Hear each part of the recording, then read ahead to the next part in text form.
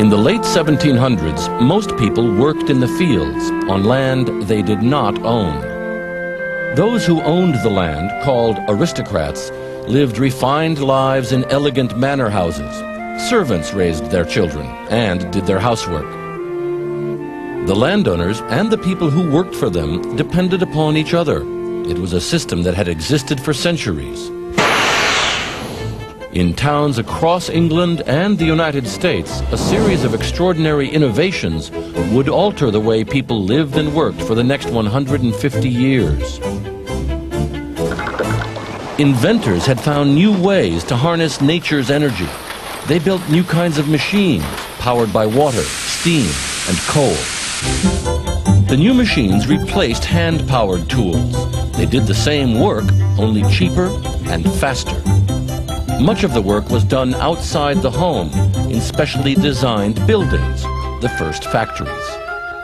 Mechanization began in the textile mills of England, where one machine attached to a spinning wheel could do the work of 50 people. Fuel, clothing, and food all became more affordable. With the development of locomotives and steamboats, manufactured goods could now be sold halfway around the world. Families moved from the villages of their ancestors to new industrial towns.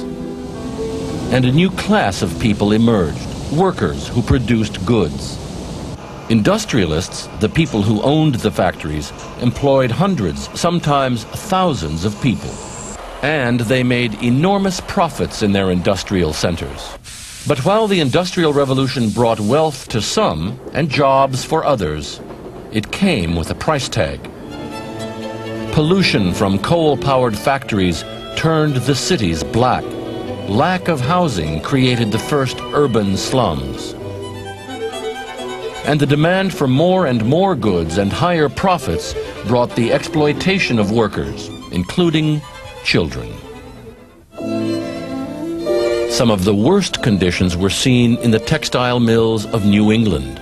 In the 1830s, a 10-year-old mill girl described her life. We were paid $2 a week, and the working hours of all the girls extended from 5 o'clock in the morning till 7 in the evening, with 1.5 hour for breakfast and for dinner. It was the hiring of children, some as young as 5 years old, throughout the 1800s and early 1900s, that outraged the public.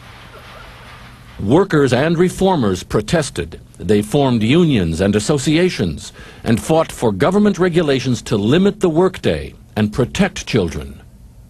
These laws helped address many of the abuses brought on by the Industrial Revolution.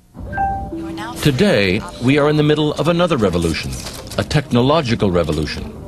We live in what's called the global village, because we can connect with people around the world as if they lived next door. And we can now work anytime and anywhere. We will have to wait and see where this new revolution leads.